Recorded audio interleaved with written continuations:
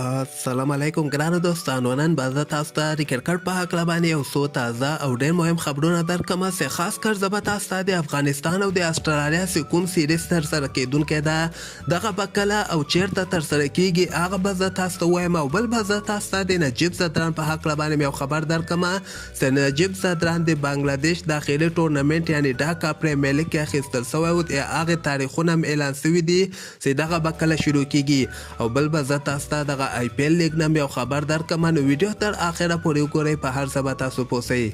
نو راځم اول زه تاسو ته وایم چې د افغانستان کرکټ بورډ خو د افغانستان د لوبو په هکله باندې کوم قسمه خبر اوسه پورې نه ده نشر کړی، لکه څنګه چې تاسو وګورئ د افغانستان چیرمن میرویس اشرف نن سبا په افغانستان کې په چکرو باندې بوخت شوی ده. د افغانستان د کرکټ مینوالو ته دغه سیریزو په هکله باندې کوم خبر نه ده ورکړی، خو ډېر زیات ملګري دغه پوښتنه کوي چې د افغانستان لوبې به کله ترسره کیږي. نو د افغانستان راتلونکی سیریز چې کوم ترسره کیدونکی ده، یو سیریز خو هندوستان سره ترسره کیدونکی او هغه خو د همدغه مارچ میاشته کې ترسره کیدونکی و. دغه سیریز پوسټپون شوی دی، یعنې د هندوستان له طرف نه پوسټپون شوی ده. د افغانستان بل سیریز چې کوم هغه استرالیا سره 3 ورځې لوبې ترسره کیدونکي ولې. افغانستان به استرالیا سره مای جون میاشتې کوم دی، یعنې څنګه چې آی پی ایل ختم سي، آی پی ایل مای میاشته کې ختمیږي، څنګه چې آی پی ایل ختم سي افغانستان به استرالیا سره یا په دوبۍ او یا په قطر کې 3 ورځې صرف 3 ورځې لوبې ترسره کی. فلحال خو دغه د تاریخونه نه دی اعلان شوي، خو ګورو چې استرالیا اوس دغه سیریز په هکله باندې څه خبر ورکوي. د افغانستان کرکټ بورډ خو هغه تیر شکیجول کې دغه خبر ورکړی و چې افغانستان به استرالیا سره اول 3 ورځې لوبې ترسره کی، بیا په بل کال کې ورسره 50 ورځې لوبې هم ترسره کی.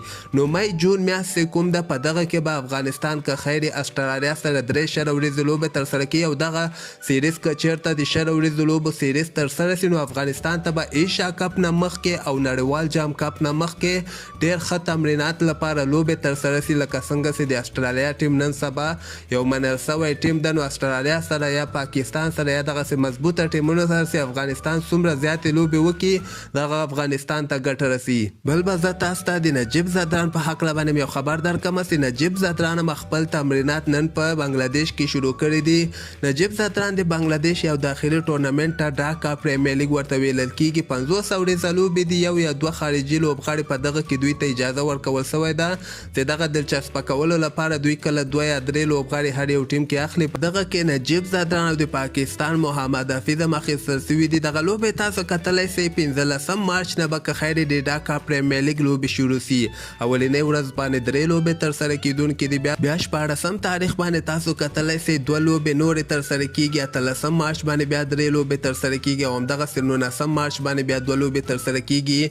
نو که خیر 15 مارچ نه به د ډاکا پریمیر لیګ لوبې شروع سي. او دې نه علاوه به زه تاسو ته دغه آی پی ایل لیګ نه یو خبر درکړم چې دغه کټ تاسو کتلی سئ دغه لباس چې کوم ده دغه د ګجرات ټایټنز په نوم باندې چې کوم ټیم ده، کوم کې چې د افغانستان رشید خان، رحمان الله ګربز او نور احمد به که خیر لوبه ترسره کوي. نو ګجرات ټایټنز نن خپل دغه لباس اعلان کړی ده چې د افغانستان دغه 3 لوبغاړي به که خیر منګه په آی پی ایل کې په دغه لباس کې وینو.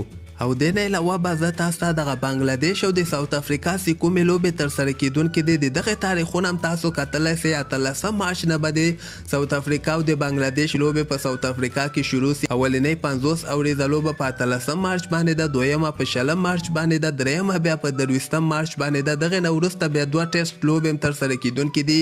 دغه 50 ورځې لوبو کې چې بنګلادیش ساوت افریقا نه لوبې وګټي نو اف ټي پي پروګرام کې افغانستان ته ګټه رسیږي، ځکه ساوت افریقا ویسټ انډیز او سریلانکا دا هغه ټیمونه دي چې ټول نه زیاتې لوبې دوی په اف ټي پي پروګرام کې بایللې دي. دغه بل سیریز هم تاسو کتلی سئ نیدرلینډ بیا نیوزیلینډ سره لوبېږي. اولنۍ 10 ورځه لوبه په 25 تاریخ باندې ده، او دغه نه وروسته بیا 50 ورځې لوبې اف ټي پي پروګرام لوبې په 29 مارچ باندې اولنۍ لوبه ده، دویمه په 2 اپریل ده، او دریمه په 4 اپریل باندې دغه لوبې په نیوزیلینډ کې ترسره کیږي.